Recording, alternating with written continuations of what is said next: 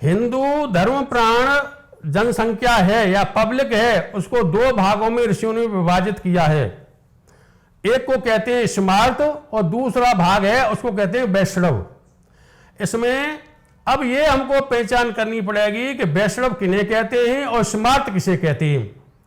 तो जो लोग गणेश, दुर्गा, शंकर, हनुमान, विष्णु, राम, कृष्ण इत्यादि सबकी जो पूजा पाठ करते हैं, सबको मानते हैं, उनको स्मार्त कहते हैं।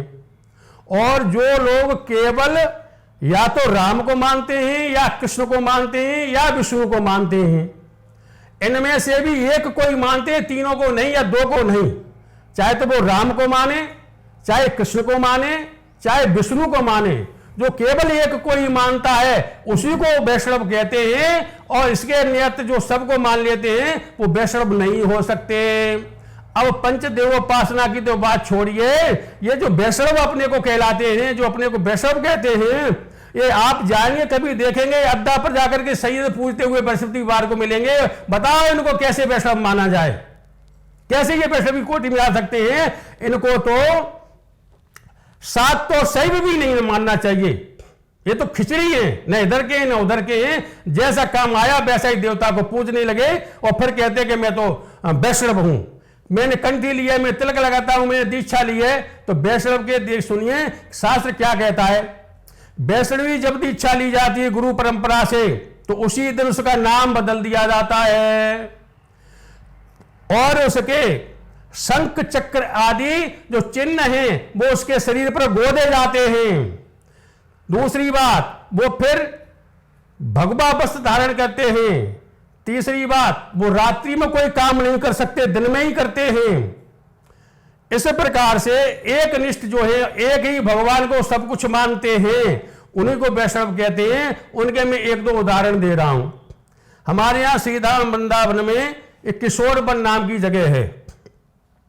वहां के जो स्वामी जी हुए, उन्होंने एक ग्रंथ लिखा, उस ग्रंथ का नाम है व्यासवाणी। तो स्वामी जी विवाहित थे, परिवार वाले थे, इनके एक पुत्री थी जब, और ये वैष्णव थे। जब इनकी पुत्री का विवाह होने वाला था तो ब्राह्मणों ने गणेश जी की पूजा करवा दी। ये स्वामी जी को पता लग गया तो स्वामी जी ने कहा कि ऐसी पुत्री तो गर्भ में ही मर जाती तो बहुत ज्यादा अच्छा था, हमारा वैष्णव नष्ट कर दिया, वैष्णव व्रत नष्ट कर दिया।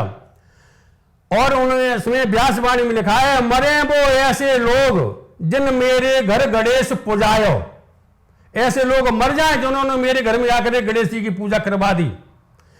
इसको कहते हैं वैष्णव, जो गणेश जी की भी पूजा नहीं कर सकता। दूसरा उदाहरण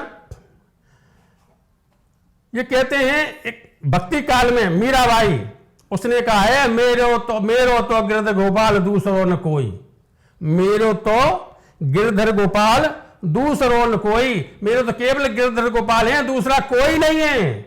तीसरा और उदाहरण देता हूं, इससे भी बढ़िया। तुलसीदास जी महाराज यहां ब्रज में आए तो इन्होंने मंदिर में दर्शन करने गए तो भगवान बंशी लिए हुए राधा के साथ मूर्ति में खड़े थे।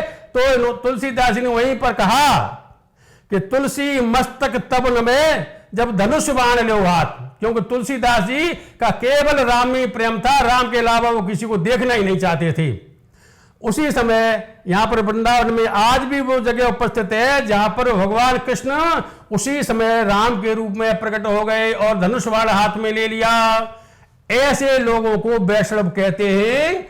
वैष्णव इनको नहीं कहते हैं कि जो केवल कहीं से मंत्र दीक्षा तो ले ली लेकिन उसका गुरु के किसी भी नियम का पालन नहीं करते हैं, मन चाहा व्यापार करते हैं और चाहे जहां होटल में रोटी खा लेते हैं, चाहे जिस जमान के यहां जाकर के भोजन कर लेते हैं, पानी पी लेते हैं। ऐसे लोगों को कदाप वैष्णव नहीं कहा जा सकता, शास्त्र ये कहता है। हाँ, तुमको ये सब करना है तो फिर दूसरी कोटि में चले जाओ, वैष्णव मत बनो।